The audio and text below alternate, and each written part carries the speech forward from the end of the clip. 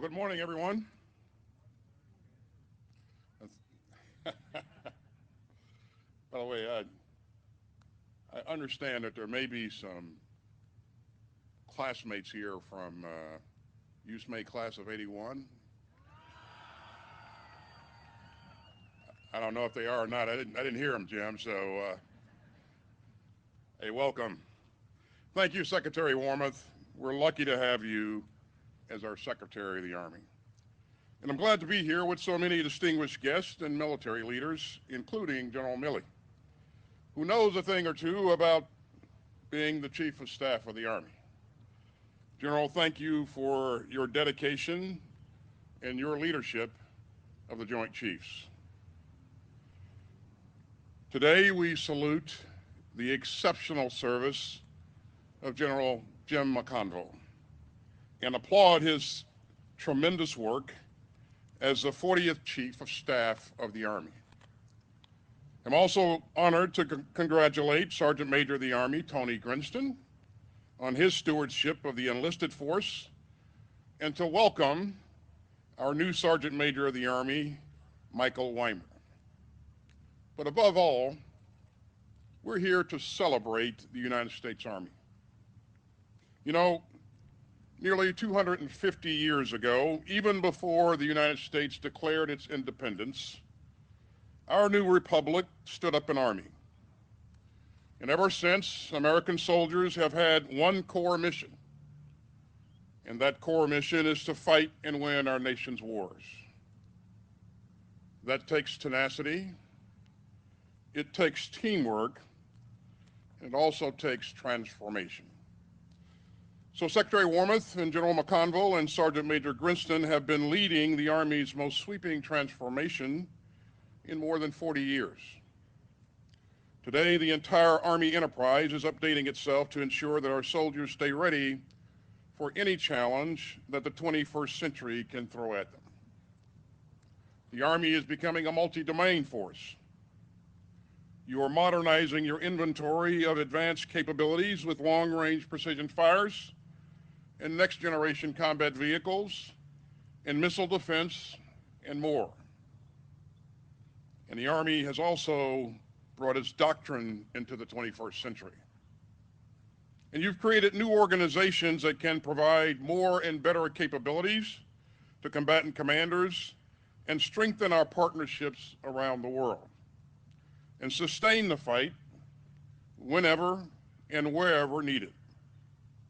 And you know, I've seen that in action, and it is pretty impressive. In Europe, I've met with our soldiers defending NATO's eastern flank and training Ukrainian troops who are fighting for their freedom against Russia's cruel war of choice. And in the Indo-Pacific, I've talked with American soldiers who are working alongside partner forces to strengthen stability and deterrence across the region. Now, as you heard Secretary Warmoth say, throughout all these changes, the Army is putting people first. And that has been General McConville's philosophy throughout his career as chief. So the Army has been investing in housing and increasing access to child care and making moves easier and much, much more. And the Army is making sure that all of our soldiers can contribute the full range of their talents and their skills. And as General McConville always says, winning matters. But there is no winning without our people. So Jim, I want to commend you and your team for the fierce dedication to our soldiers and to their families. Today, the United States Army is the strongest Army, and we have the strongest military that the world has ever known.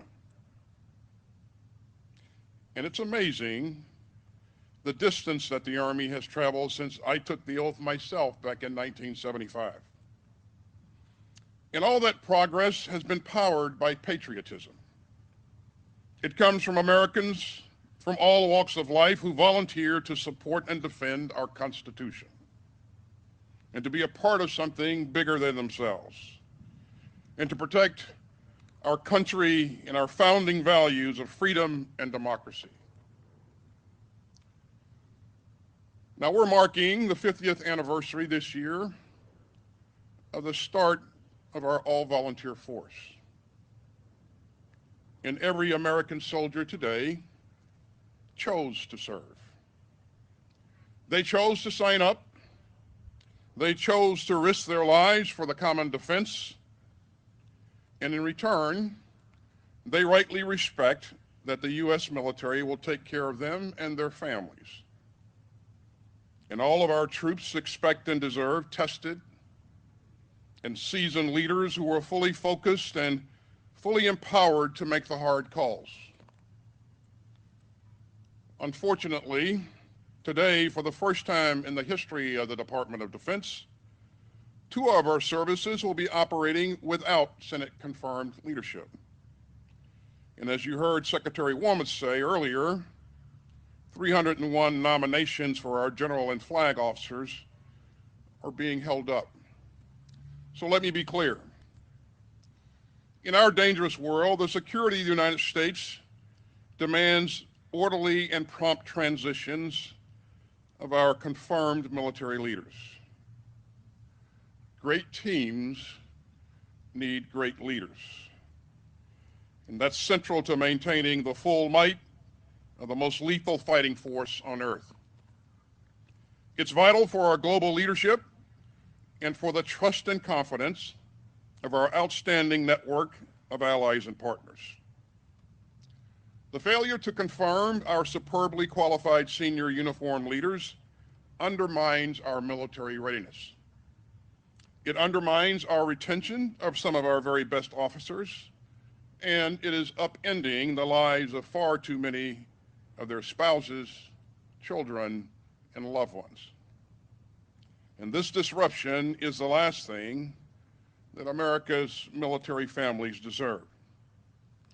But I'm confident that we'll get this fixed.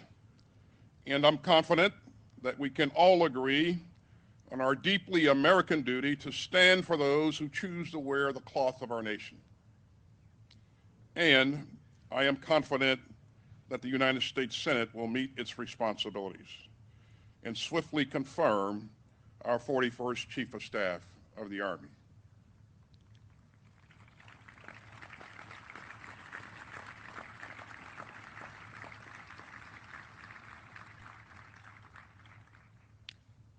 The next Chief of the Army will continue the momentum that General McConville has built over the past 4 years. General McConville has led with strength, vision, and an unshakable determination to drive change. Now, General McConville's training as a soldier started all the way back in Quincy, Massachusetts. In fact, he used to play Army with a kid who lived down the street by the name of Joe Dunford. And to be fair, Joe always thought that they were playing Marines. But either way, it turned out to be pretty good training. And Jim McConville went on to graduate from West Point in the class of 1981.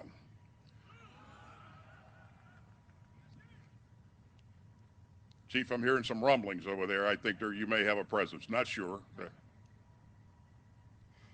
One summer, Jim visited Fort Knox, and he got to fly in an OH-58 Kiowa Warrior helicopter, which was piloted by a Vietnam era pilot. And right then and there, Jim knew that he wanted to fly in the aircraft.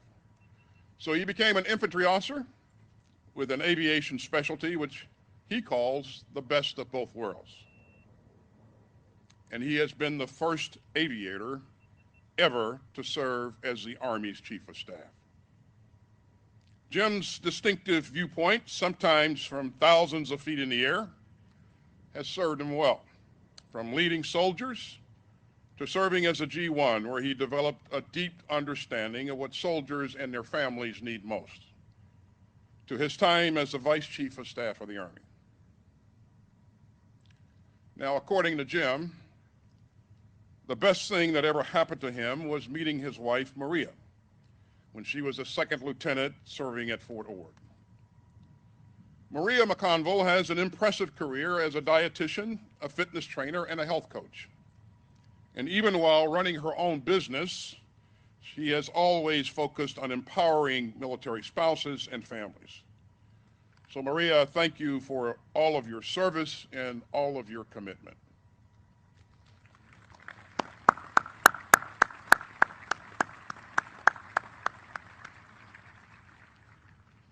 And the two of them have raised a whole family of Army officers.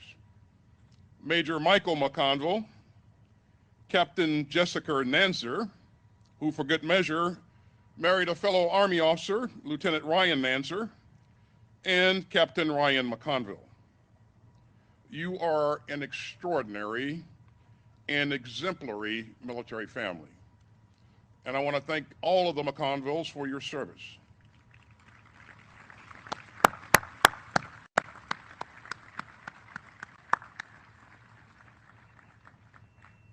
General, we wish you and the family all the best for a well-deserved retirement.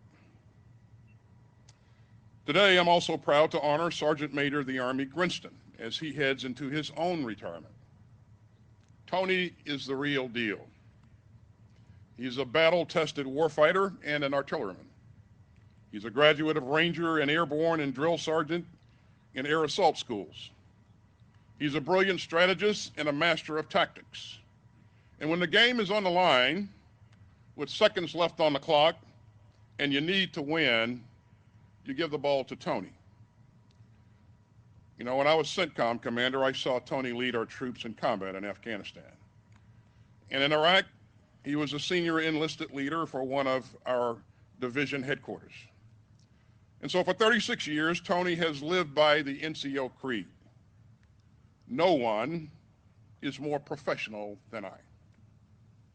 And Tony, I know that you'll probably take retirement just as seriously as you've taken the NCO creed. I heard that when you go golfing, Tony, you demand to walk all 18 holes. But Tony, even the most professional golfers take carts, so you might want to think about that going forward. Tony, I don't know if you have relaxation on your agenda after taking off the uniform, but you've definitely earned it. An incredible job. But let me also thank Tony's wife, Alexandra. Alexandra has a master's degree in education, and she works in Washington at the German embassy. And over the years, she spent so much of her time supporting military families, from financial assistance to helping children and spouses further their education. And she's helped make sure that families grieving the loss of a loved one get the resources and the care that they need. Let me also thank their two daughters, Sophia and Isabella, for being Tony's rock all these years. Again, Tony, we wish you all the best in your next chapter. Congratulations, soldier.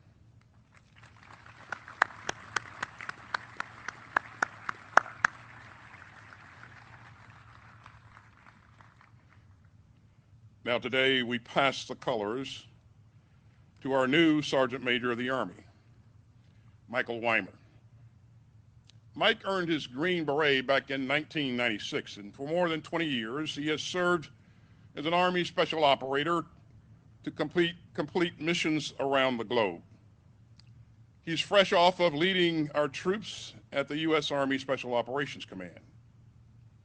And I know that his dedication and his professionalism are going to make him a fantastic 17th Sergeant Major of the Army. So thanks for taking on this new post to lead our soldiers and to give them the support that they deserve. I want to thank your wife, Kimberly, and your daughters, Ainsley and Zoe, for serving right along beside you. And I know that you'll make sure that this service remains Army strong and everyone can be all that they can be. Ladies and gentlemen, it was true that even before we were a country, American soldiers have been dedicated to fighting to win. And that's exactly what you'll do for every challenge ahead. We'll deter conflict where we can, but if we have to defend ourselves, we will fight and we will win decisively. And that's because of the leaders that we're honoring today. It's because of our selfless soldiers who raise their hands to serve. And it's because of your commitment to make our country stronger and our world safer. The United States Army has never failed its mission for the American people, and it never will. May God bless our United States Army, and may God continue to bless the United States of America. Thank you very much.